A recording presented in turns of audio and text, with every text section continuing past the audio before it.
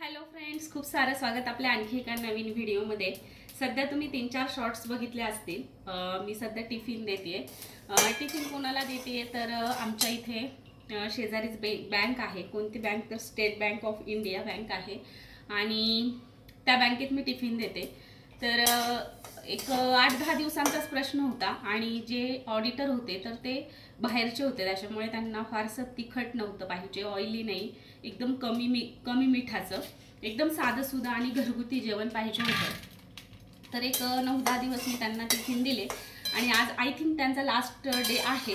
I think म्हणजे माहीत नाही मला नक्की। तर त्यांच्यासाठी आज मासवड्या बनवते। मला रात्री फोन आला आणि ज्या मॅनेजर मॅडम आहेत तर त्या मॅडम आहेत म्हणजे लेडीज आहेत, तर त्यांनी मला विचारलं होतं, मॅडम तुम्ही टिफिन द्याल का? तर तुम्ही जस्ट रिसेंटली 100 पुरणपोळींचा व्हिडिओ बघितलाच असेल। तर त्या असं बोलल्या की 100 पुरणपोळी तुम्ही देऊ शकता तर टिफिन का नाही? तर मी नाहीच म्हटलेली, पण म्हटलं चला, कारण जी अपॉर्च्युनिटी आली ती सोडायची नाही, हे तर मी कायमच म्हणत असते। भले ते काम छोटा असो मोठा असो, भले त्यातून आपल्याला फायदा हो न हो, पण एक कसं होतं ती गोष्ट आपल्या हाताखालून निघून जाते आणि त्यामध्ये आपण थोडक्यात थोडा एक्सपिरियन्स येतो आपल्याला। तर या पद्धतीने आज बनवते मासवड्या। मासवड्यांची तयारी चाललेली आहे, हे बघू शकता इकडे। आणि काय काय कशी बनवायची हे मी थोडक्यात सांगणार आहे, कारण कसं आहे खूप व्हिडिओ शूट करायला वेळ नाही आहे आणि सगळ्यात महत्त्वाचं आपल्या शॉपमध्ये एकही केक नाही आहे। रात्री एक अर्जंट ऑर्डर आली होती ॲनिव्हर्सरीची, त्याच्यासोबत मी 2 ब्लॅक फॉरेस्ट बनवले। तेवढेच केक आहेत फक्त शॉपला आणि आता मला केकसुद्धा बनवायचे। बेस मी बनवलेत, थोडक्यात तुम्हाला तेही शेअर करतेच। पण मासवडी कशी बनवणार आहे सध्या जास्त आज फोकस मी त्याच्यावर करणार आहे। बऱ्याच माझ्या अशा मैत्रिणी आहेत की त्यांना मासवडी जमत नसेल। ॲक्च्युली मलाही जमत नव्हती आधी, पण मी मागच्या व्हिडिओमध्ये सांगितलं की माझी मम्मी जी आहे ती खूप पारंगत आहे सगळ्या गोष्टींमध्ये आणि तिच्याकडनं खरं तर मी मासवडी शिकून आलेली आहे। इकडे आले तर म्हणजे इकडच्या म्हणजे कसं असतं, सासरहून माहेरहून जेव्हा आपण सासरी येतो तेव्हा इकडच्या खाण्याच्या पद्धती थोड्याशा वेगळ्या असतात, पण मला सगळंच येत होतं, त्याच्यामुळे मला फारसा काही अडचण आली नाही आणि मासवडी मला पहिल्यापासून म्हणजे अगदी लग्न झाल्यापासून परफेक्ट जमते। त्यामुळे आज मासवडीचा मॅडमचा रात्री फोन आला की मासवडी येते का? तर म्हटलं हो मी देते तुम्हाला बनवून। तर मी काय काय तयारी केली आहे हे तुम्हाला अगोदर दाखवते। इकडे पाहत असाल तर खूप सारी पसारा आहे, खूप सारी मेसी झालेला आहे, पण कसं आहे माझी मुलं जी आहेत ती दोन्हीही स्कूलमध्ये गेली आहेत आणि त्यांना सगळ्यात अगोदर टिफिन करून दिला। त्यांना बटाटा भाजी चपाती करून दिली आणि इकडे जी आहे तर ती तयारी केलेली आहे। तर तुम्हाला बॅक कॅमेराने दाखवते। तर इथे जो आहे तो आपल्याला मासवडी सोबत जो रस्सा खायचा असतो तर त्याच्यासाठी मी तयारी करून घेतलेली आहे। तर खोबरं आहे भाजून घेतलंय, त्यानंतर आहे कोथिंबीर, कांदा आहे, लसूण आहे, मी न सोलताच घेतलेला आहे कारण आता सोलायला मला वेळही नाही आहे। आणि इथे बघत असाल तर हे आहे मगज बी, मी माझ्या भाजीत वापरत असते, नॉनव्हेजमध्ये सुद्धा। याने छान घट्टपणा येतो आणि टेस्टही छान येते, अगदी रिच असा टेस्ट येते भाजीला। म्हणजे थोडक्यात आपण काजू घातल्यानंतर जशी एक संध अशी भाजी होते तसं होतं। आणि इथे थोडंसं अद्रक आहे, तेही छान तळून घेतलंय आणि या पद्धतीने मसाला मी तयार करून घेतला। यामध्ये एक 3-4 हिरवी मिरची तुम्ही ॲड करू शकता चांगली भाजून, पण मी केली नाही आहे कारण जे ऑडिटर आहे त्यांना एकदम कमी तिखट हवं आहे, कारण मसाला तर आपण वापरणारच आहोत। त्यानंतर इथे आहे मी खोबरं छान भाजून घेतले लालसर असं, हे बघा। खूपही भाजायचं नाही कारण आपल्याला वडीला पाहिजे आणि हे खोबरं भाजलं की कडक होतं आणि असं दाबलं की त्याचा डायरेक्ट चुरा होऊन जातो कारण ते कडक होऊन जातं। इथे आहे तीळ, हेही छान लालसर भाजून घेतलेले आहेत, हे बघा या पद्धतीने। त्यानंतर आहे कांदा, हाही छान भाजून घेतो। हा कांदा एकदम कमी गॅसवरती भाजायचा असतो। कढई खूप अशी खराब झाली आहे, आता तुम्ही निगेटिव्ह कमेंट प्लीज करू नका कारण खूप गोंधळ आहे सध्या तरी माझ्याकडे। आणि आता हा कांदा सगळं मी एकत्र केल्याच्या नंतर किंवा 1 बाय 1 कसं ॲड करते तेही दाखवते तुम्हाला। आता ह्यासोबत त्यांना पुन्हा एकदा आपल्याला चपाती बनवायची आहे, काही फुलके बनवायचे आहेत आणि बाजरीची भाकरीसुद्धा द्या असं म्हटलेत ते, कारण ट्राय करून पाहणार आहेत। त्याच्यामुळे आता खूप काही बोलत बसणार नाही आहे, तर डायरेक्टली करायला घेणार आहे कारण आता आपल्याला हे झालं पाहिजे। मला वाजले जवळपास 11:15, एवढं सगळं करून मला खरं तर केक बनवणं फार महत्त्वाचं आहे। त्यातल्या त्यात मला 2-3 ऑर्डर म्हणजे एक गिरायकाला 2 केक पाहिजे आणि एका गिरायकाला 1 केक आहे 1 किलोचा आणि एकाला 2 हाफ KGचे, म्हणजे 2 किलोची ती ऑर्डर असून मला शॉपला सुद्धा 10-12 केक बनवायचे आहेत. तुमच्या खूप छान पॉझिटिव्ह कमेंट्स येतात खरं तर, आणि त्याच्यामुळे मला खूप सारं मोटिवेशन मिळतं. असो मी आता पटपट बोलत बसत नाही, पटकन ॲड करून घेते सगळ्या गोष्टी. आता मी तीळ वगैरे मिक्सरला बारीक करून घेणार आहे, पण हे खोबरं जे आहे ते थोडंसं हाताने जरी चुरगळलं तरी असं होतंय. म्हणजे थोडक्यात आपण कसं म्हणतो, ओबडधोबड पाहिजे, खूप बारीक खोबरं नको आहे, त्यामध्ये आपल्याला दिसायलाही पाहिजे थोडंसं. याला फक्त नॉर्मली थोडं चुरगळून घेतलं की याची छान असं बारीक होते, आपल्याला जसं पाहिजे तसं. खूप चुरगळलं तर खूप बारीक होऊन जाईल, कारण हे भाजल्याच्या नंतर छान क्रिस्पी होतं. पण खूप जाळायचं नाही, अगदी नॉर्मल लालसर करायचं. हे बघा इथे तुम्ही बघू शकता. आणि आता तीळ जे आहेत ती फिरवून घेते आणि मग आपण सगळं ॲड करूया. इथे जो कांदा आपण एकदम छान असा लालसर केलाय तो आपल्याला असा काढून घेते मी सगळा कढईतनं यामध्ये. आता ह्यामध्ये जो आहे तो बाकूस आपण तयार करतोय, म्हणजे थोडक्यात बाखर, जो मासवडीचा आतला सारण म्हणूयात थोडक्यात, ते तयार करूयात. आता कांदा टाकून घेतला मी, मध्येच मला फोनही वगैरे येतात. तर इथे जे तीळ आहेत तर ते तीळ बघा मी या पद्धतीचे असे थोडेसे ओबडधोबडच आपल्याला करून घ्यायचे, खूप बारीक नाही. हे बघा, हे मी यामध्ये टाकून घेणार आहे. साधारणतः कांदा परतून जर 1 वाटी असेल तर 1.5 वाटी तीळ घ्यायचे, थोडे जास्त घ्यायचे तीळ, कारण कसं होतं जेवढे तीळ असतील तेवढे छान लागतात, वड्या छान लागतात ज्या मासवडी आपण म्हणतो. त्यानंतर खोबरं जे आहे ते सुद्धा त्यामध्ये मी टाकून घेते. त्यानंतर लसूण आहे बराच असा, अर्धी वाटी जवळपास लसूण आहे, तोही मी त्यामध्ये चांगला मिक्सरला फिरवून घेतला आहे. असा ओबडधोबडच आहे हे बघा या पद्धतीचा. आणि त्यानंतर जी कोथिंबीर आहे ती सुद्धा अर्धी वाटी आहे, ती सुद्धा यामध्ये टाकून घेते. आणि छान असं हे जे सारण आहे ते आपल्याला मिक्स करून घ्यायचं आहे. आता यामध्ये तुम्ही म्हणशाल की काहीही मसाले नाही, तर एक्स्ट्रा टेस्टसाठी तुम्ही एक 4-5 मिरे आणि 4-5 लवंग छान बारीक टेचून टाकू शकता, टाकायच्याच म्हणजे. पण आता हे जे आहेत ऑडिटर, त्यांना तिखट जास्त चालत नाही, मसाले चालत नाही, म्हणून मी काय करणार आहे की यामध्ये फक्त थोडंसं तिखट आणि थोडंसं मीठ टाकणार आहे. आणि कांदा परतताना थोडंसं मीठ आपण टाकलंच होतं, त्यामुळे मीठ थोडं अंदाजाने टाकायचं. आता हे तुम्ही इथं पाहत असाल तर छान असं सारण तयार झालेलं आहे आपलं. मोबाईलचा थोडासा प्रॉब्लेम झालेला आहे, त्याच्यामुळे थोडंसं समजून घ्या. क्लॅरिटीचं मी काही सांगू शकत नाही, पण जी माहिती देईल ती खूप छान देईल या पद्धतीने. आता यामध्ये आपल्याला थोडंसं तिखट टाकायचं आहे, छान असं मिक्स करून घ्यायचं आहे. आता यामध्ये काही लोक शेंगदाण्याचा कूटही टाकतात, पण मी नाही टाकत, कारण तिळाची चव जी आहे ती एकदम छान अशी लागते. आणि जे कांदा जो आहे तो छान सगळीकडे असा स्प्रेड झाला पाहिजे. आणि आता मीठ टाकून घेते अगोदर.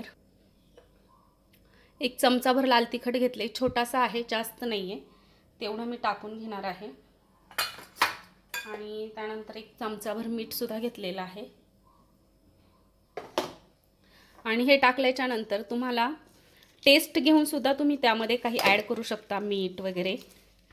तर या पद्धतीने तुम्हाला हवं तर यामध्ये हळद घालू शकता, मी नाही टाकत शक्यतो. मला हा जो कलर आहे आता कॅमेरापेक्षा तसा खूप सुंदर वाटतोय, मला हा फार आवडतो.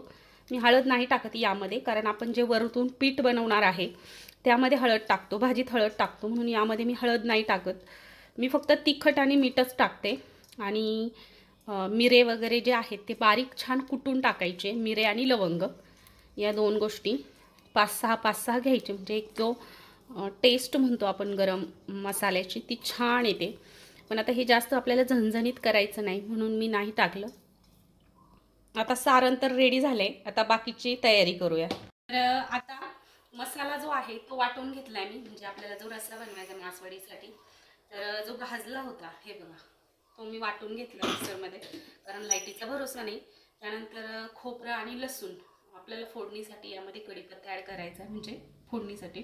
आणि आपल्याला जी वडी बनवायची त्यासाठी मी वाटण बनवलं. हे बघा यामध्ये आहे लसूण, जिरे, लाल तिखट, मीठ आणि हळद, असं मी वाटून घेतलं आहे. आता बऱ्याच जणांना जे आपण मासवडीचं पीठ करतो ते जमत नाही, बाकी सगळं जमतं. तर ते पीठ म्हणजे ती जे आपण जे आटतो किंवा त्याचा घाट घेतो, किंवा ते पीठ टाकून जे हटतो, तर ते हटणं जमत नाही. त्यासाठी तुम्हाला सगळ्यांना एकदम सोपी ट्रिक सांगणार आहे, जेणेकरून अगदी कुणीही मासवडी तयार करू शकेल आणि तुम्ही खरंच व्हिडिओ बघितल्याच्या नंतर तुम्हाला सुद्धा मासवडी करून खाण्याची इच्छा तर होईलच आणि मासवडी सुद्धा परफेक्ट जमेल, ही काळजी घेऊन मी हा व्हिडिओ बनवायला घेतलेला आहे। आता मी वडीचं जे पीठ आहे ते तयार करणार आहे। वडीचं पीठ जे म्हणाल तर जवळपास अर्धा तास चांगलं शिजवावं लागतं अगदी कमी गॅसवर। जेव्हा ते पीठ परफेक्ट होईल, अगदी छान शिजेल, त्यानंतर कितीही वड्या खाल्ल्या तरी त्रास होणार नाही, कारण हे डाळीच्या पिठाचं असतं। यामध्ये आता फोडणीमध्ये तुम्ही थोडासा ओवा सुद्धा ॲड करायचा आहे। ओव्याने त्रास होत नाही किंवा डाळीचं पीठ येतं काहींना त्रास होतो म्हणून। आता ही जी फोडणी आहे ती करायला घेऊया। पातेलं ठेवून त्यावरती मी तेल ॲड केलेलं आहे। पातेलं ठेवलंय आणि त्यामध्ये साधारणतः मी थोडंसं तेल जे आहे ते ॲड केलेलं आहे आणि तेल थोडंसं गरम झालं की आपण जे वाटण बनवलं होतं ते त्यामध्ये टाकणार आहे। हे बघा, ते वाटण त्यामध्ये छान आपल्याला परतून घ्यायचं आहे। आता वाटण जे आहे ते छान परतून घ्यायचं आहे, त्याचा कच्चेपणा पूर्ण निघून गेला पाहिजे। हे बघा, या पद्धतीने यामध्ये जिरे, लसूण, लाल तिखट, हळद आणि मीठ आहे। आता हे छान परतलंय असं आपल्याला वाटलं की यामध्ये आपल्याला जे मिक्सरच्या भांड्यात आपण वाटलंय तर ते टाकून घ्यायचे पाणी। हे बघा, हेच पाणी मी यामध्ये टाकणार आहे। साधारणतः आपल्या पाच किंवा 6 वड्या होतील, 5-6 या हिशोबाने आपल्याला हे पीठ बनवायचे। छोट्या बनवल्या तर 5-6 होतील, मोठ्या बनवल्या तर 4-5 होतील। तर हे बघा, अजून यामध्ये पाणी ॲड करते। आता हे बघा, यामध्ये साधारणतः 2 ग्लास मी पाणी टाकून घेतले, कारण आपल्याला जे पीठ आहे ते शिजायला बराच वेळ जातो। आता जे पीठ आहे ते कसं टाकायचं हे सांगणार आहे, ट्रिक सांगणार आहे। पाण्याला छान उकळी येते तोपर्यंत आपल्याला जितकं पीठ पाहिजे तितकं साधारणतः यामध्ये काढून घ्यायचे बाउलमध्ये। मी एक बाउल घेतला आहे, आपल्याला 4-5 वड्या करायच्या त्या हिशोबाने घ्यायचे। साधारणतः अर्धा किलो पीठ मला लागणार आहे जवळपास, अंदाजाने सांगत आहे।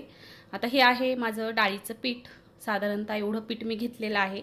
हे शिजवून छान घ्यायचे। आता शिजवून घेण्याच्या अगोदर आपल्याला काय करायचे, यामध्ये थोडं पाणी ॲड करायचे आणि जास्त पाणी ॲड करायचं नाही। जास्त पाणी ॲड करायला गेले तर हे पातळ होईल। आता हे जे आहे याचं आपल्याला एक छान बॅटर तयार करायचं, इथे खालीच, वरती टाकायचं नाही। ही फार कमी टेन्शनची गोष्ट आहे।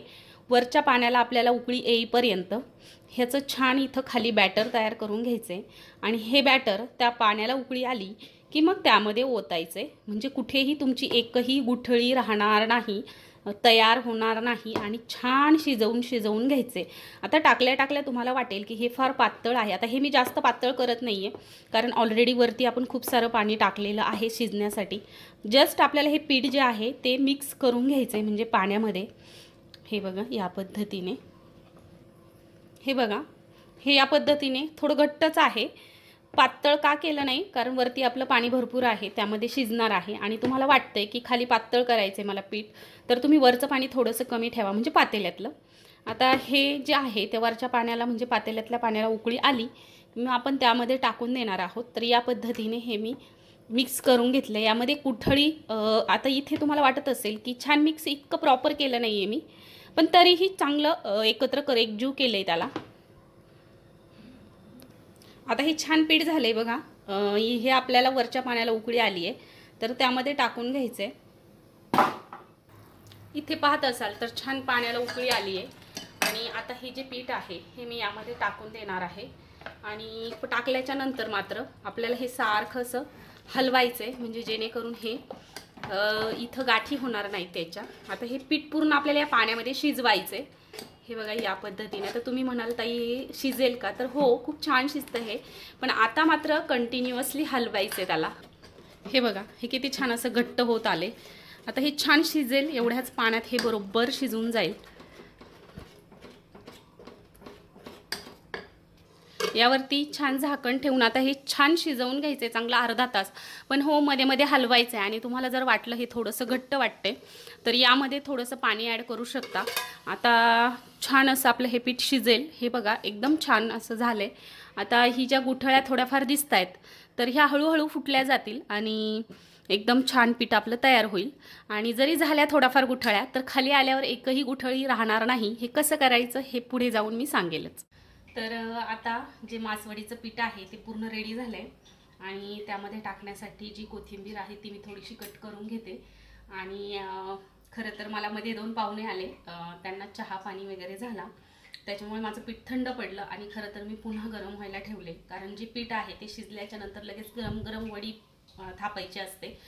थंड झाल्याच्या नंतर थोडंसं हार्ड जातं. तर पण असू दे आता, कारण पाहुणेसुद्धा आपल्याला महत्त्वाचे आहेत, आलं गेलं असतं आपल्याकडे. तर असो, आता मी ना कोथिंबीर कापून त्यामध्ये टाकते. थोडंसं गरम होण्यासाठी ठेवलं मी आणि त्यांना चहा केला. तोपर्यंत थंड झालं. खरं तर गेले माझे त्यात 5, 10, 15, 20 मिनटं गेले, अर्धा तास गेला जवळजवळ. पण असं आता तेही महत्त्वाचंच आहे. आता आपल्याकडे येतात म्हणजे त्यांचं सागर संगीत करणं हेही आपलं तितकंच कर्तव्य आहे. असं आता त्यामध्ये कोथिंबीर टाकून घेते.